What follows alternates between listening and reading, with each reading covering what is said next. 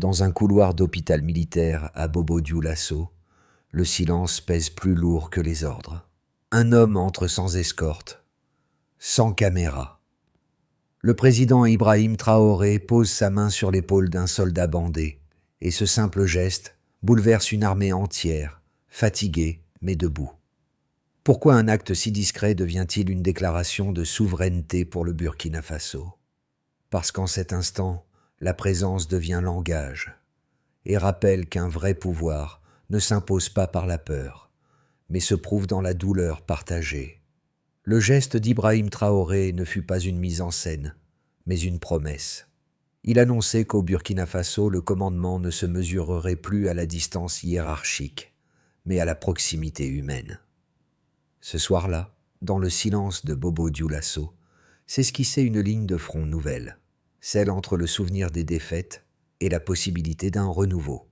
L'enjeu dépassait la simple réforme militaire. Il s'agissait de rendre à un peuple sa confiance en lui-même.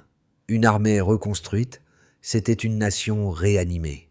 Mais chaque renaissance porte un prix. Maintenir la cohésion sans dériver vers la rigidité. Rallumer la fierté sans allumer la peur. Pour Ibrahim Traoré, le risque était clair. Prouver que l'autorité pouvait naître de la compassion sans sombrer dans la complaisance. Et si ce pari réussissait, il redéfinirait la façon dont l'Afrique parle de force et de liberté, non pas comme des dons venus d'ailleurs, mais comme des conquêtes qui se forgent dans la poussière, au contact des hommes. Le tournant s'est produit plus tôt qu'on ne l'imagine. En décembre 2024, Ibrahim Traoré, confronté à une armée divisée et démoralisée, promut le colonel Mouziado, vétéran respecté, au poste de chef d'état-major. Un mois plus tard, il nomma le colonel Ramba Ahmed Herman responsable de l'armée avec un ordre simple: décentraliser, responsabiliser et écouter. Ces promotions n'étaient pas politiques, elles étaient gagnées dans la poussière, comme disaient les soldats.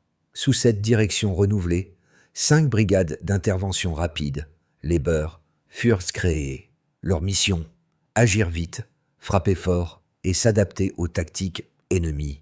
Pour la première fois depuis des années, les décisions venaient de ceux qui connaissaient le bruit des armes et non le silence des bureaux. Les résultats apparurent presque immédiatement. Les transmissions radio reprirent vie, les ravitaillements atteignirent les basses avancées, et les hélicoptères cloués au sol reprirent le ciel du Sahel. Un combattant déclara à la radio nationale: « Nous avons enfin le sentiment que quelqu'un se bat pour nous. » Cette transformation ne se limita pas au rang. Ibrahim Traoré fit intégrer les volontaires pour la défense de la patrie, VDP, dans les forces régulières. Civil devenu combattant, il symbolisait le lien entre peuple et armée. Le message était clair: chaque citoyen comptait, chaque sacrifice serait reconnu. Dans les casernes, la fierté renaissait. Dans les villages, le drapeau retrouvait son sens. Ce n'était plus une hiérarchie distante, mais une fraternité en uniforme. Et à travers cette reconstruction silencieuse, le Burkina Faso découvrait un principe oublié. La loyauté ne s'ordonne pas, elle se mérite. C'est là que la promesse du capitaine devint celle d'un président. Au cœur de cette mutation, un fil conducteur reliait les décisions à l'esprit du terrain. Ibrahim Traoré lui-même. Loin du protocole, il visitait les casernes sans prévenir, partageait le repas des soldats et écoutait leurs doléances. Un commandant se souvient: « Il nous a parlé sans note, avec la voix d'un homme qui sait ce que pèse la poussière d'un bivouac. » Cette proximité transforma la perception du pouvoir. Un président qui marchait dans les mêmes bottes que ces hommes n'avait pas besoin de discours. Les témoignages se multiplièrent. Des officiers blessés reçus en personne, des familles de soldats tombés honorés publiquement, des jeunes recrues encouragés à servir avec fierté. Chaque geste renforçait une idée simple. L'armée ne devait plus être une institution au-dessus du peuple, mais une extension de lui. Dans les rues de Ouagadougou, on commença à parler d'une renaissance silencieuse. Les slogans disparurent, remplacés par un sentiment de cohérence retrouvé. Sous Ibrahim Traoré, la loyauté cessa d'être une injonction.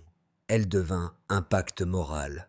Le capitaine devenu président ne promettait pas la victoire immédiate, mais la dignité partagée. C'est ainsi que le Burkina Faso entra dans une ère où la discipline n'était plus une contrainte, mais une fierté. Et dans chaque regard de soldat renaissant, brillait la conviction que servir n'était pas obéir, mais appartenir. La réforme prit forme sur le terrain, non dans les discours. Dès les premières semaines de 2025, des brigades Beur testèrent leur nouvelle tactique au nord du pays, là où les attaques djihadistes avaient paralysé les convois civils pendant des mois. Sous la supervision d'Ibrahim Traoré, chaque unité reçut la consigne d'agir avec autonomie totale, identifier, planifier, exécuter. Les rapports de terrain remontaient directement aux commandants régionaux, court-circuitant la lenteur administrative. Les effets furent rapides. En mars 2025, le nombre d'incidents armés recensés dans la région du Sahel diminua de près de 30% selon les bulletins internes. Les transmissions radio, autrefois rares, devinrent continues. Les patrouilles nocturnes reprirent le contrôle des axes routiers. Pour la première fois depuis des années, les populations déplacées commencèrent à revenir vers leurs villages. Parallèlement, l'armée lança un programme de maintenance accéléré. Les hélicoptères cloués au sol furent réparés, les blindés repeints, les stocks de munitions réorganisés. Dans chaque base, un mot circulait. Renaissance. Ibrahim Traoré insistait pour assister personnellement aux inspections. Sa présence crée une pression morale, mais aussi une motivation inédite. « Il veut voir la réalité, pas les rapports », confia un mécanicien militaire à la radio nationale. La stratégie allait au-delà du front. Les civils enrôlés dans les VDP reçurent une formation complémentaire. Certains furent intégrés dans les communications, d'autres dans la logistique. L'État recréait un tissu de confiance entre villages et soldats, chaque interaction devenant un acte politique. Les analystes occidentaux parlaient de militarisation du social, mais sur le terrain, on y voyait un retour de l'État, tout simplement. Puis, vient octobre 2025. Dans un grand rassemblement à Ouagadougou, Ibrahim Traoré remit symboliquement les clés d'une nouvelle flotte de véhicules blindés et d'artillerie à de jeunes commandants. Les images se répandurent comme une traînée de poudre. Drapeaux peints sur acier, soldats ici alignés sous un ciel clair, hymnes chantés par la foule. Ce jour-là, l'armée, longtemps perçue comme un fardeau, devint le miroir d'une nation fière d'elle-même. Mais cette ascension portait une tension. Plus la force grandissait, plus la méfiance étrangère augmentait. À Paris, Washington et Bruxelles, les éditoriaux se succédèrent, évoquant le jeune capitaine devenu homme fort. Les ONG alertaient sur des risques d'abus. Human Rights Watch publia un rapport accusant les forces de contre-insurrection de bavure. Pour les Burkinabés, ces critiques venaient trop tard. Après des décennies d'abandon, ils voyaient enfin un État qui répondait. La fracture du récit était nette. L'Occident parlait d'autoritarisme, le peuple parlait de dignité. Sous la poussière du Sahel, un pays se redressait. Ce n'était pas la victoire militaire qui captivait les foules, mais la conviction que le courage pouvait, à nouveau, être utile. Et dans le regard des soldats, se concentrait la promesse implicite de Ibrahim Traoré. Vous n'êtes plus seul à défendre la patrie. Pour comprendre l'ampleur du changement initié par Ibrahim Traoré, il faut examiner les chiffres. Entre janvier 2024 et septembre 2025, les forces armées burkinabées ont récupéré près de 40% des territoires autrefois considérés comme zones rouges. Ce progrès ne résulte pas d'un hasard, mais d'une stratégie basée sur 3 leviers mesurables: efficacité opérationnelle, morale des troupes et intégration civilo-militaire. Commençons par l'efficacité opérationnelle. Avant la réforme, la moyenne des interventions réussies ne dépassait pas 45%. Un an plus tard, elle atteignait 73%, selon les données internes du ministère de la Défense. Chaque gain s'expliquait par la refonte de la chaîne décisionnelle. Moins de niveaux hiérarchiques, davantage de communication directe et des commandements mobiles capables d'agir sans délai. Les brigades Beur. Beur conçues pour frapper vite et se déplacer avec autonomie, réalisèrent plus de 150 opérations en 12 mois, réduisant la dépendance au soutien étranger. Poursuivons avec le moral. Les enquêtes et des enquêtes internes menées dans 12 garnisons révélèrent une hausse de 65% du taux de satisfaction des soldats vis-à-vis du commandement. Les primes de service furent régularisées, les congés mieux distribués, et les blessés de guerre suivis médicalement jusqu'à guérison complète. Un hôpital militaire réhabilité à Bobo-Dioulasso devint le symbole de ce nouveau pacte moral. Ibrahim Traoré lui-même y fit plusieurs visites, déclarant « La valeur d'une armée se mesure à la façon dont elle soigne ses héros ». Terminons par l'intégration civilo-militaire. Plus de 25 000 volontaires pour la défense de la patrie furent formés et intégrés aux unités régulières, recevant un encadrement logistique et un suivi social. Le taux de collaboration entre civils et soldats, évalué par le Haut Commissariat à la sécurité, passa de 20% en 2023 à 58% fin 2025. Cette participation accrue réduisit le temps de réaction face aux alertes locales, de 72 heures en moyenne à moins de 20. Les chiffres n'étaient pas que des indicateurs. Ils racontaient une dynamique. Le Burkina Faso, longtemps dépendant de programmes d'assistance extérieure, prouvait qu'un État africain pouvait bâtir son propre modèle de résilience. Certes, les défis persistaient. Financement limité, infrastructures fragiles, menaces asymétriques toujours mouvantes. Mais le pays démontrait que la souveraineté, loin d'être un slogan, pouvait se mesurer en données tangibles. Sous Ibrahim Traoré, les statistiques devinrent un outil de narration nationale. Chaque pourcentage gagné, chaque minute gagnée sur une alerte, devenait la preuve vivante que le courage collectif pouvait compenser les faiblesses structurelles. Et dans les bureaux comme sur les lignes de front, un refrain circulait. Ce qui se compte se défend. Les critiques n'ont pas tardé.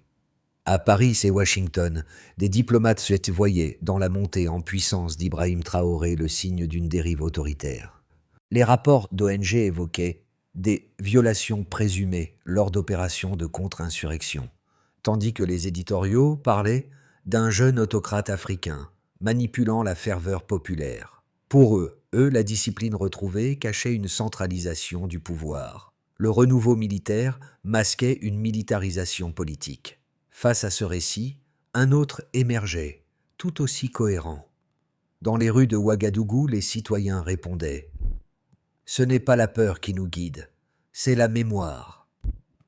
Pour une génération marquée par les promesses trahies des anciennes puissances, le redressement de l'armée symbolisait non la répression, mais la souveraineté retrouvée.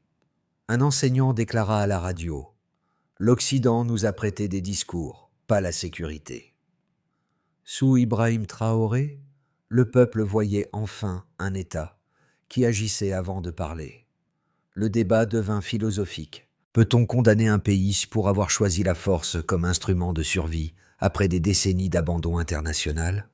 L'efficacité, même imparfaite, devenait une forme de légitimité. Les observateurs indépendants notèrent une diminution réelle des attaques, mais aussi une réduction de la liberté de la presse. Ainsi se formait un paradoxe. La sécurité progressait au prix du débat public. Traoré, conscient de cette tension, affirma « La discipline n'est pas la domination, c'est la condition du progrès ». Son discours ne cherchait pas à plaire, mais à poser les termes d'un contrat nouveau. Entre stabilité et liberté, le Burkina Faso devait d'abord choisir l'existence. Et c'est là que résidait la véritable question. La souveraineté peut-elle s'affirmer sans froisser les équilibres qui la jugent ? Le monde regardait un pays qui, en voulant survivre, redessinait les limites du pouvoir. Le courage se mesure dans le silence. Cette phrase, prononcée par Ibrahim Traoré lors d'une visite discrète à l'hôpital militaire, de Bobo Dioulasso en mai 2025 résumait la nouvelle ère. Pas de caméra, pas de défilé, seulement un président passant d'un lit à l'autre, écoutant, serrant des mains, promettant sa présence. Ce moment, capté par quelques témoins, devint viral sur les réseaux sociaux. Il ne s'agissait pas d'une stratégie d'image, mais d'une révolution symbolique. Dans une armée longtemps marquée par la peur et la distance, le geste d'un chef devenait le miroir d'une nation blessée qui apprenait à guérir. Les soldats y virent un signe de reconnaissance, les civils un rappel de dignité. Ainsi la compassion devint un instrument politique, non de manipulation, mais de cohésion. Les réformes administratives et les batailles victorieuses avaient déjà montré la force. Ce jour-là, Traoré montra l'âme. Et c'est peut-être là, dans le murmure d'une salle d'hôpital, que le Burkina Faso redécouvrit sa plus grande arme, l'humanité, partagée entre ceux qui tombent et ceux qui relèvent la nation. Les effets de la transformation initiée par Ibrahim Traoré se firent sentir bien au-delà des casernes. Dans tout le Burkina Faso, les structures sociales, économiques et culturelles commencèrent à se réorganiser autour d'un même axe, la dignité retrouvée. Au niveau national, l'administration militaire, jadis fermée, collabora avec les ministères civils pour suivre les familles de soldats tombés. En mars 2025, plus de 75 veuves furent formées à des métiers techniques. Certaines devinrent coordinatrices locales d'action sociale. Les délais d'évacuation des blessés furent réduits de moitié et le programme de réinsertion des vétérans atteignit 92% de couverture dans les principales régions. Cette efficacité mesurée nourrissait la confiance dans l'État. La solidarité cessait d'être un discours. Elle devenait une procédure. Au niveau économique, la production locale fut stimulée par la réhabilitation des infrastructures militaires, routes, dépôts, hôpitaux. Les contrats de maintenance signés avec des ateliers nationaux firent émerger une nouvelle classe d'artisans. Le taux d'emploi dans les zones frontalières augmenta de 18% en un an. Les marchés, jadis paralysés par l'insécurité, rouvrirent sous protection des brigades beurre, favorisant le commerce transsaharien. Au niveau individuel, dans les familles de soldats, la fierté remplaça la peur. Les veuves recevaient désormais des aides, non comme des dons, mais comme des droits. Les enfants orphelins furent inscrits dans des écoles dont les frais étaient pris en charge par l'État. Des cérémonies publiques honorèrent la mémoire des disparus. Pour la première fois, les noms gravés sur les monuments n'étaient plus anonymes. Un officier déclara « Nous avons transformé la perte en devoir, et le devoir en appartenance. » Au niveau régional, dans le Sahel, les villages autrefois isolés commencèrent à coopérer avec les garnisons voisines. Les communautés locales construisirent des routes, réparèrent des ponts et partagèrent leurs ressources agricoles avec les bases militaires. Cette symbiose nouvelle, rare dans une zone de conflit, attira l'attention des pays voisins, notamment le Mali et le Niger, qui cherchèrent à s'inspirer du modèle burkinabé. En moins de 2 ans, l'image du Burkina Faso passa de celle d'un État fragmenté à celle d'un corps collectif. Les critiques persistaient, certes, mais le peuple semblait avoir choisi. Entre la dépendance et l'autonomie, il préférait désormais le risque de se tenir debout. Et dans chaque visage tourné vers le drapeau, on lisait le même serment silencieux, servir, non pour obéir, mais pour exister. À mesure que le Burkina Faso consolide sa nouvelle identité sous Ibrahim Traoré, les analystes esquissent 3 trajectoires possibles, des récits contrastés d'un même destin. Premièrement, le scénario de la continuation maîtrisée. Les réformes actuelles s'enracinent. La discipline reste forte, mais les tensions civiles sont contenues. Les brigades beurre maintiennent leur efficacité, et le gouvernement consolide ses partenariats africains avec le Mali et le Niger. La croissance pourrait atteindre 4%, soutenue par la reconstruction et l'agriculture sécurisée. Le pays resterait sous vigilance occidentale, mais sans rupture diplomatique majeure. Deuxièmement, le scénario de la Renaissance civique. L'élan militaire inspire la société civile. Les universités reprennent leurs programmes suspendus, la presse nationale retrouve confiance, et les diasporas investissent à tout va. À nouveau dans les infrastructures. Le Burkina Faso deviendrait un pôle régional d'expérimentation souveraine. Un État capable de transformer la loyauté en moteur collectif. Dans ce scénario, Ibrahim Traoré parvient à équilibrer autorité et ouverture, donnant au panafricanisme un visage pragmatique. Troisièmement, le scénario du glissement. Autoritaire. La discipline se rigidifie, la méfiance étrangère se transforme en sanction. Les institutions civiles s'effritent, la liberté de la presse se restreint et la concentration du pouvoir militaire étouffe le débat public. Le pays se referme sur lui-même, fragilisé économiquement et diplomatiquement. La loyauté se fige alors en obéissance et l'élan populaire se mue en culte. Ces trois futurs ne s'excluent pas, ils se croisent. L'histoire récente montre que les nations renaissantes marchent souvent sur une crête étroite. Trop de prudence freine le progrès. Trop de zèle consume la liberté. Pour Ibrahim Traoré, le défi des 12 prochains mois n'est pas de gagner une guerre, mais de dompter la victoire. Et si le Burkina Faso réussit ainsi à transformer la discipline en vertu nationale, sans la transformer en peur, il deviendra non pas un modèle parfait, mais une preuve, celle qu'une nation africaine peut renaître de ses propres cendres.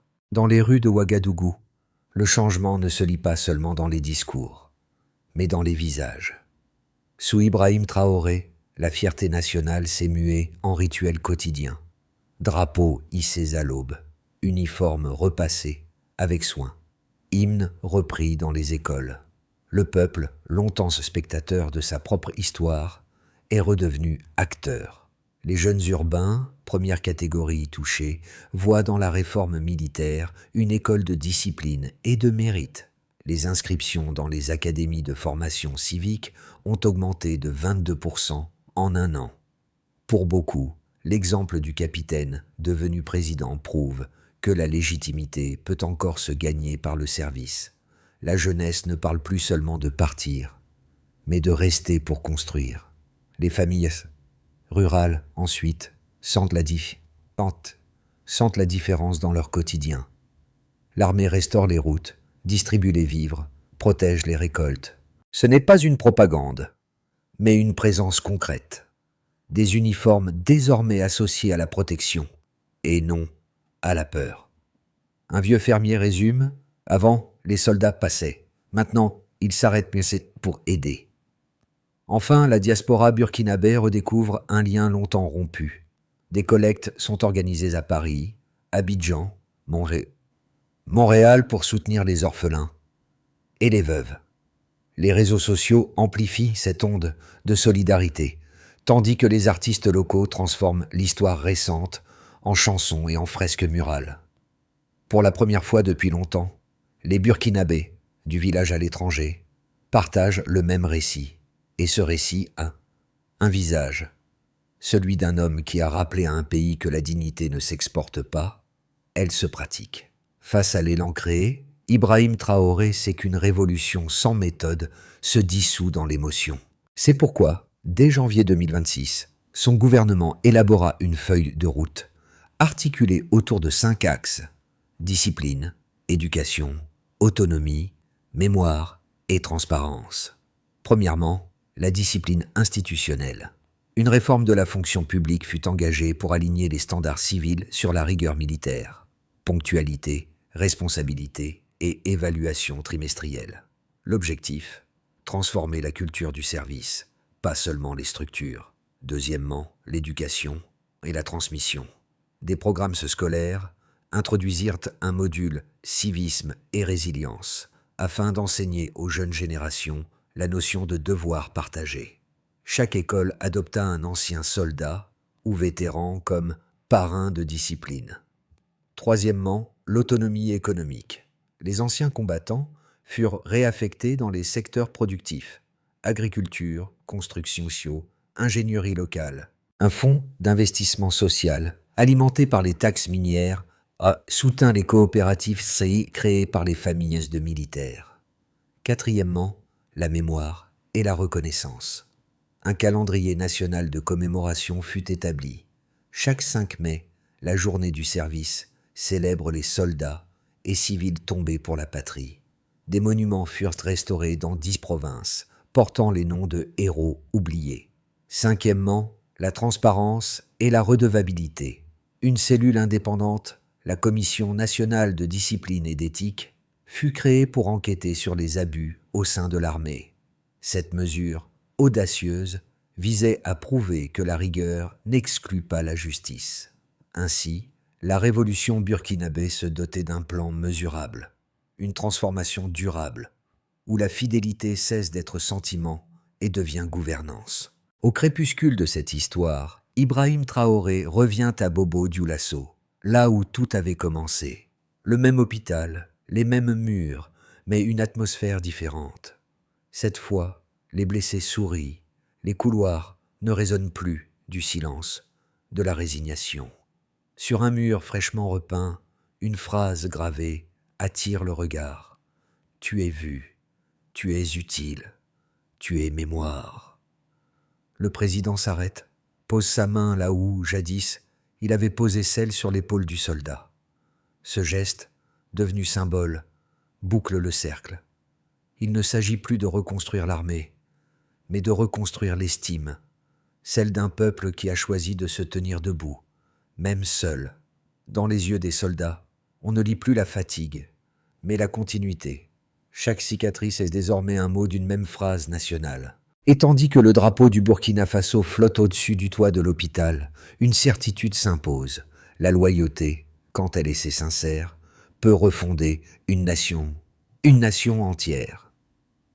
Le récit du Burkina Faso sous Ibrahim Traoré n'est pas une légende de guerre, mais une leçon de constance. Dans un monde où les récits africains sont trop souvent écrits de l'extérieur, celui-ci s'impose comme une réappropriation. Une nation qui avait perdu confiance en sa voix retrouve le souffle. Une armée jadis brisée devient son cœur battant. Mais cette résurrection n'appartient pas qu'à un homme. Elle dépend de chaque citoyen qui choisit de servir plutôt que subir, d'enseigner plutôt que fuir, de croire plutôt que douter. La véritable révolution n'est pas militaire, elle est morale, invisible et collective. Alors, si cette histoire vous émeut, ne détournez pas le regard, partagez-la, discutez-la, interrogez-la, car chaque fois qu'une nation redéfinit la dignité à ses propres conditions, elle élargit le champ du possible pour toutes les autres. Et peut-être qu'en écoutant le murmure du Sahel, nous comprendrons que la souveraineté ne se déclare pas, elle se pratique, un acte sincère à la fois.